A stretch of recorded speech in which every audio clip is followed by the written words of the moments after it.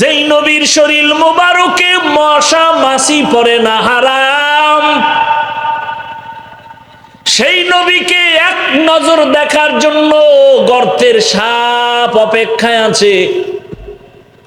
হিজরতের রাতে সাপ রসুলকে দেখবে গর্তে, আবু বকর পা দিয়ে আটকাইছে, আঘাত মারছে। গর্তের পিপিলিকা চায় রহমতের নবীকে দেখবে। কেমন বেঈমানের ঘরের বেঈমান, সেই নবীকে একবার আর দুইবার না 13টা বছর পর্যন্ত কাছে বৈশা দেখলো, বয়ান শুনলো। নিমক হারাম বেঈমানের কপালে কালেমা আসলো না। জানেননি এমন সান কপাল্লা বেঈমানের নাম কি নাম? এর নাম কফাল। কোথার থেকে কথা টান দিছি মনে আসেনি? বেহেশতের বাজার, ওখানে জাহান্নামের বাজার। বাড়ি থেকে আসছে ওয়াজ মাহফিলের কথা বইলা, কপাল খারাপ, বেহেশতের প্যান্ডেলে ঢুকতেই পারে নাই, কপাল। অন্যদিকে 27 বছরের একটা যুবক তরবারি নিয়ে দৌড়ায় নবীজিকে জবাই করবে। কয় বছরের যুবক? 27 বছরের যুবক তরবারি নিয়ে দৌড়ায় আমার নবীকে জবাই করবে। রহমতের নবীর সামনে আইসা দাঁড়াইয়া এক নজর দেখা তরবারি ফালায় বলে, নবী আমারে মাফ করে দেন, কালেমার রশি আমার গলায় লাগায় দেন। এমন সান কপালওয়ালার নাম জানেননি? কি নাম? কালেমাটা পইরাই তরবারি নিয়ে দাঁড়াইয়া বাইতুল্লাহর পাশে দাঁড়ায় বলে, ও মুশরিক বেঈমানেরা, আয়, মুহাম্মদের বিরুদ্ধে কথা যদি বলতে চাও আমার তরবারি রেডি, আমার সামনে আয়। 40 নম্বরের মুসলমান হযরত ওমর 27 বছর বয়সে নবীজিরে জবাই করতে আসিয়া কালেমা পড়ে। কপাল যদি ভরিয়া যায়, 13 বছরেও কালেমা কপালে আসে না নবীরে দেখার পরেও। আর কপাল যদি খুলিয়া যায়, তরবারি নিয়ে নবীকে মারতে আসিয়াও এমন মুসলমান হয়ে যায়। এখন ওমর যেই পথ দিয়া চলে, শয়তান দেখলে পালায়া যায়। চিন্তা করতে পারেন, যেই শয়তান আল্লাহর সাথে চ্যালেঞ্জ দিয়ে আদমরে সিজদা দেয় না, ওই শয়তান এখন শুধু ওমরের ভয় পায় পালায় যায়। একটা যুবক ছেলে মদের বোতল নিয়ে রাস্তায় হাঁটে, হঠাৎ করে নজর করছে ওমর আসতেছে, হঠাৎ ভয় পেয়ে গেল। ওমর যদি ধৈরেই ফালায়, কথার আগে তরবারি। অন্তর দিয়ে আসমানে তাকায়, ও মালিক আমারে তুমি বাঁচাও, আর জীবনে মইরা গেল মত মুখে নেব না, ওমরের থেকে বাঁচাও। ওমর আইসা দাঁড়াইছে, ওমর কয় এই বোতলটা দে। যুবক ভয়ে কাঁপতেছে, ভয় পাও কেন? দে। মদের বোতলওয়ালা মদ সহ বোতলটা ওমরের হাতে দিছে। ওমর তাকাইয়া দেখে বোতলের ভেতরে এক ফোঁটা মদও নাই, পুরা বোতলটাই দুধে ভরা। আর কেদারত খৌফে হকদার দিল মাদাম জান্নাতুল মাওয়া দেহাদু রামাকাম জুজবা হাকচি জে মখাজ ইনসো যা ফজলে উআ মস্তে দরজুম লা জাহা। ও ভাই, এই এলাকার নাম কি? দেখছেন নাম রসুলপুর। একজনে জামকালা নাম রাখছে সুন্দর আলী। কলিজা দিয়া চূড়ান্ত মোহাব্বত দিয়া বয়ান করতেছি। আমরা ওই বয়ান করি না যে আমি বয়ান করবো আর আপনি ওখানে বৈশা নাস্তা খাইবেন, এই বয়ান করি না। বেদবি করেন না, খবরদার। আচ্ছা, ক্ষুধা তো সবার পেটে আছে, এটা সত্য, কিন্তু বাদাম চানাচুর খাইলে কি ক্ষুধা যাবে? এই নষ্টামি কেন করেন? এই বরকত নষ্ট কেন করেন? কেন করেন?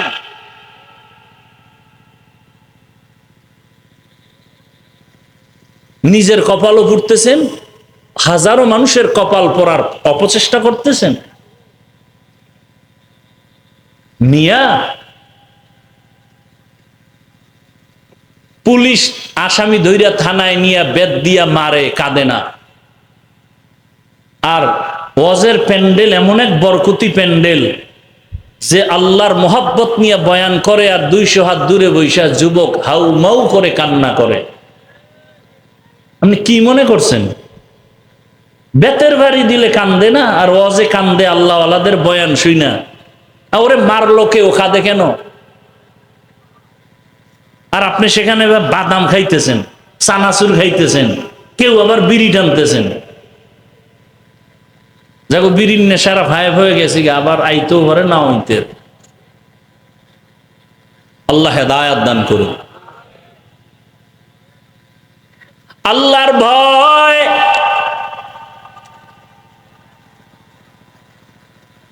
আমরা একটা কিছু না বুঝলেও চুপ থাকি, কি কইতে যাইয়া কি ঝামেলায় পড়ি, ভয়। আর আম্মা জানেরা রাস্তায় বের হয়েছে 1500 বছর পরে কোরআনের সংশোধনী করার জন্য। নারীদের সম্মান না জানি আল্লাহ দিতে ভুল করে ফেলেছে, এই জন্য এখন নারীর সম্মান ঠিক করতে সবাই মাঠে নামছে। এর সাথে আবার চরিত্রহীন লম্পটেরাও তাল মিলাচ্ছে। আল্লাহর কোরআন কিয়ামত পর্যন্ত হেফাজত করবেন আমার আল্লাহ, এর কোনো সংশোধনী নাই। যদি কোনো বেঈমান বলে সংশোধন করা দরকার, ওরে কানে ধরে বল তোর জীবনটার সংশোধন কর। আমার আল্লাহর কালামের কোনো সংশোধনী নাই। রহমতের নবীর প্রেসক্রিপশন কিয়ামত পর্যন্ত চলবে। যারা মানবে তাদের সফলতা মরার আগেই চলে আসবে। কারণ রহমতের নবী এত বড় ডাক্তার, যার প্রেসক্রিপশন ছাড়া আর কোন ডাক্তারের প্রেসক্রিপশন লাগবে না। ওই নবীর আদর্শ কত সুন্দর। ওমরের মতো বান্দা নবীর আদর্শ পাইয়া মেজাজকে কন্ট্রোল করে ফেলেছে। যেই ওমরের নাম শুনলে সারা দুনিয়া কাঁপে। এখনো 1500 বছর পরে ওমরের নাম শুনলেই কেমন জানি একটু গরম গরম ভাব। কেউ যদি রাতের বেলা ঘুমের সময় বুকের মধ্যে শাহাদাত আঙ্গুল দিয়া ওমরের নাম লেখা ঘুমায়, আইন মিম র, বুকে শাহাদাত আঙ্গুল দিয়া যদি ওমর লেখা ঘুমায়, আল্লাহর উপরে ভরসা করে বলছি ওর জীবনে ঘুমের মধ্যে কোনো স্বপ্নের দোষ হবে না। এবার বুঝো ওমর, ওমরকে রাসূলের সাহাবী ওমর। কিন্তু দুঃখ, কোন দেশে জন্ম নিয়েছি, এই সোনার বাংলাদেশে দাঁড়াইয়া এমনও টুপিওয়ালা ভণ্ড আছে, সেই ওমরের বলে সে নাকি ভণ্ড বেদাতি। যারা ওমরের ভণ্ড বলে ওর 14 গোষ্ঠী ভণ্ড, কোনো সন্দেহ নাই। ওর 14 গোষ্ঠী ভণ্ড, ওর 14 গোষ্ঠী বেদাতি। ওমরের ভণ্ড বলার মতো সোনার বাংলায় লোক আছে। কোন দেশে আছেন চিন্তা করেন। সাহাবায়ে কেরামের বিরোধিতা ইশারায় যারা করবে, ডাইরেক্ট যারা করবে, তারা মুমিন মুসলমান আলেম হলেও 72 দলের জাহান্নামীদের অন্তর্ভুক্ত।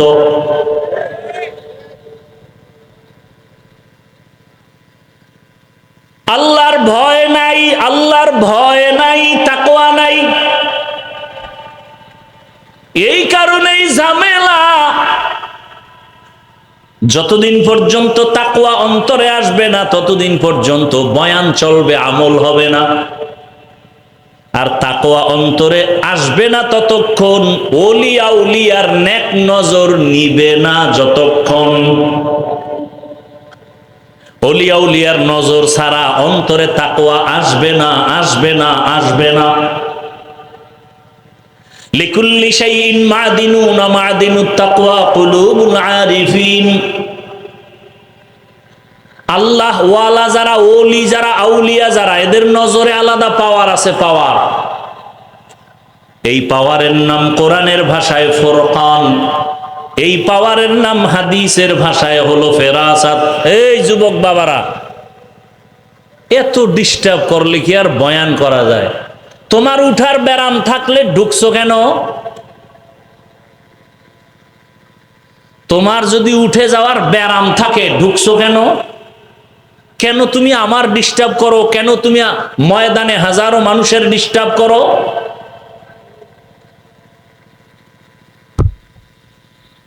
আর একটা লোক যদি উঠে, সাথে সাথে আমি মোনাজাত দিয়ে দেব, হাত দুইটা উঠাই, এই সাথে সাথে আস্তে আমি আলহামদুলিল্লাহ বইলে হাত উঠাই দেব। আর চিল্লাইলো আর জিন্দেগিতে এই হাত নিচে নামবে না, শেষ। একটা লোক উঠলে আমি মোনাজাত দিয়ে দেব।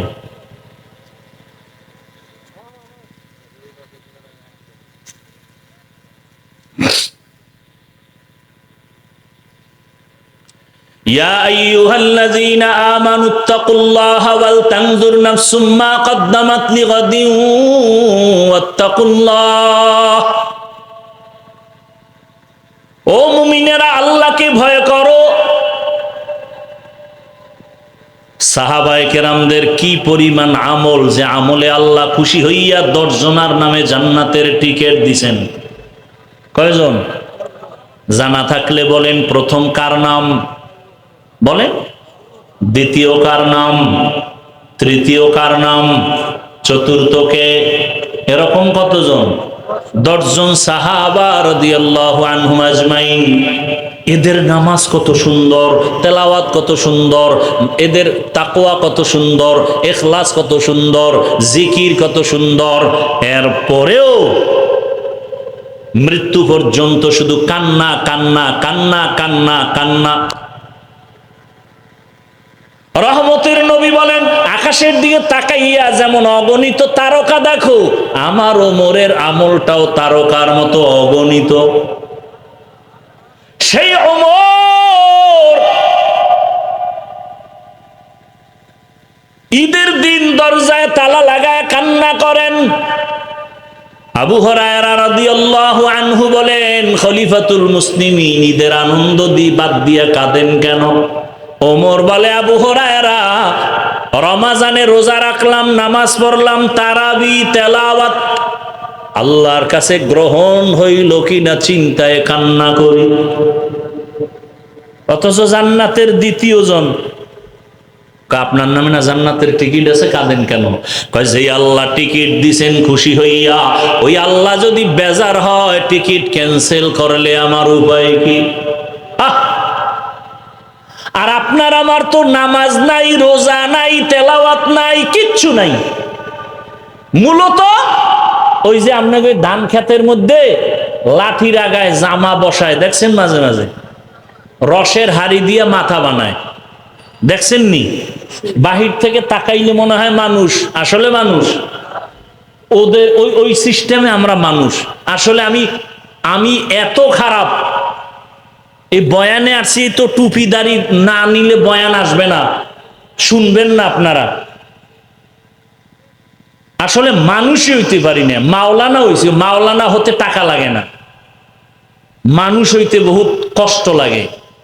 এই জন্য আল্লাহ আল্লাহরা বলছেন, মানুষ হওয়া সহজ, পীর হওয়া সহজ, বক্তা হওয়া সহজ, ডাক্তার হওয়া সহজ, ইঞ্জিনিয়ার হওয়া সহজ, মানুষ হওয়া সহজ না। এমবিবিএস ডাক্তার তাসলিমা নাসরিন কি হইছে? ইন্টারন্যাশনাল বেশ্যা, অথচ সে এমবিবিএস ডাক্তার। সে বলে নারীদের উপরে বোরকা পরা, পর্দা করা যে আইন করলে এটা একচেটিয়া নারীর উপরে জুলুম, আল্লাহ জালেম। নাউজুবিল্লাহ আসে না? বোরকা বাদ বাদ বাদ, এই বোরকা বইরেই ফালাইছে। তো এই ডাক্তার হয়ে লাভ হইল কি? তাহলে ডাক্তার হওয়া সহজ, পীর হওয়া সহজ, বক্তা হওয়া সহজ, ইমাম হওয়া সহজ, মানুষ হওয়া বড়।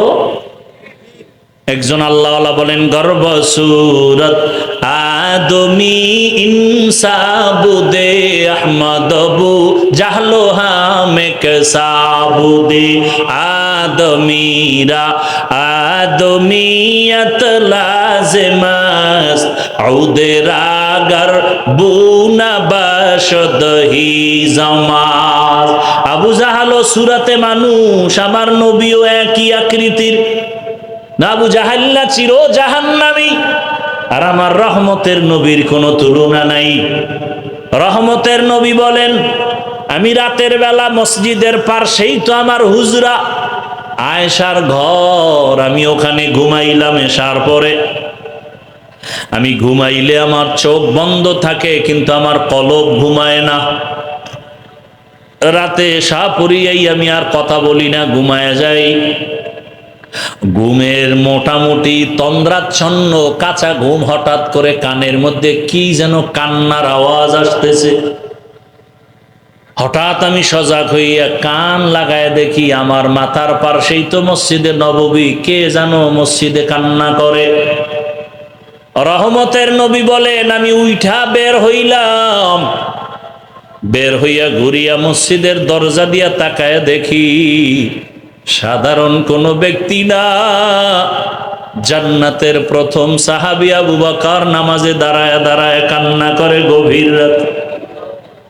নবীজি দাঁড়ায় অপেক্ষা করার পরে আবু বকর নামাজ শেষ করে বের হইয়া তাকায় দেখে নবী। পেরেশান হয়ে গেলেন। নবী বলেন, আবু বকর, আমার ঘুম ভেঙ্গে গেল আপনার কান্নার আওয়াজে, আপনি কাঁদলেন কেন? আবু বকর বলেন, ইয়া রাসূলুল্লাহ, আল্লাহর আদালতে দাঁড়াইয়া কেমনে হিসাব দিব সেই ভয় কান্না করছে। মায়ার নবী বলেন, আবু বকর, জান্নাতি 10 জন সাহাবাদের ভেতরে তো আপনার নাম প্রথম সারিতে, আপনি তো বিনা হিসাবে জান্নাতি, আপনি কাঁদেন কেন? আবু বকর বলেন, ইয়া রাসূলুল্লাহ, হাসরের ময়দানের বয়ান আপনি করেছেন, কেমন ভয়ঙ্কর হবে সেই হাসরের দিন। হাসরের মাঠ হবে এই জমিন, হাসরের মাঠ সিরিয়ার জমিন হবে আল্লাহর বিচারালয় আদালত, অথবা মক্কার পাশে আরাফার জমিন হবে আল্লাহর আদালত। মানুষগুলো, নারী আর পুরুষ সব মাঠে উলঙ্গ দাঁড়ায় যাবে। ও নবী, আপনিই তো বয়ান করেছেন সূর্য মাথার উপরে নেমে আসবে, সূর্যের গরমে জমিনটা পুড়িয়া তামা হয়ে যাবে। অপরদিকে জাহান্নামের আওয়াজ, জাহান্নাম চিৎকার দিয়া বলবে, আল্লাহ, বেনামাজি গুলো কই, গুনাহগার গুলো আমার পেটে দাও। ও নবী, আপনিই তো কান্না করে করে বয়ান করেছেন কিয়ামতের দিন আমার আল্লাহ রাগ করি একটা আওয়াজ দিবেন কুদরতি ভাবে, লিমানিল মুলকুল ইয়াউম লিল্লাহিল ওয়াহিদিল কাহ্হার। ও নবী, আপনিই বয়ান করে কাঁদছেন আর বলছেন, আল্লাহ পাকের আওয়াজে হাসরের মাঠটা থর থর থর থর করে কাঁপতে থাকবে। এতটাই ভয়ঙ্কর হবে যে নবীদের কোনো গুনাহ নাই, তারাও কান্না শুরু করবেন। আর যদি রাগ হইয়া বলে, জাহান্নামের ফেরেশতা হাতে হ্যান্ডকাপ লাগায়া দাও, ওই সময় নবীজি, আমি আবু বকরের উপায় কি হবে? আমি দুনিয়াতে সূর্যের গরম সহ্য করতে পারি না, সূর্যের গরম আমার বড় কষ্ট, একটা মশার কামড় সইতে পারি না, বেতের বাড়ি সইতে পারি না। জাহান্নামের আগুনের কত কঠিন গরম, কেমনে আমি সেদিন সহ্য করব, এই ভয়ে আমি কান্না করতেছি। ও আমার যুবক বাবারা, বৃদ্ধ বাবাজিরা, পর্দার আড়ালের মা বোনেরা, ও আম্মা জানেরা, আপনাদের কপাল কত ভালো। আপনারা নবীদের মায়ের মতোই তো দামি মা, সাহাবায়ে কেরামদের মায়ের মতোই আপনারা মা। খাদিজা রাদিয়াল্লাহু আনহার মতো আপনারা নারী, ফাতেমা রাদিয়াল্লাহু আনহার মতো নারী, আয়েশা রাদিয়াল্লাহু আনহার মতো নারী। এরে আম্মা জান, আপনার মতো কত মা এই এলাকায় এখনো আছে, পর্দা করে, নামাজ ছাড়ে না, মোবাইলে সময় নষ্ট করে না, স্বামীর মাল খেয়ানত করে না। ও আম্মা জানেরা, আপনারা কি নামাজ পড়তে পারেন না? আপনারা কেন পর্দা করতে পারেন না? আপনারা কেন স্বামীর মাল হেফাজত করেন না? কেন মোবাইলে সময় নষ্ট করেন?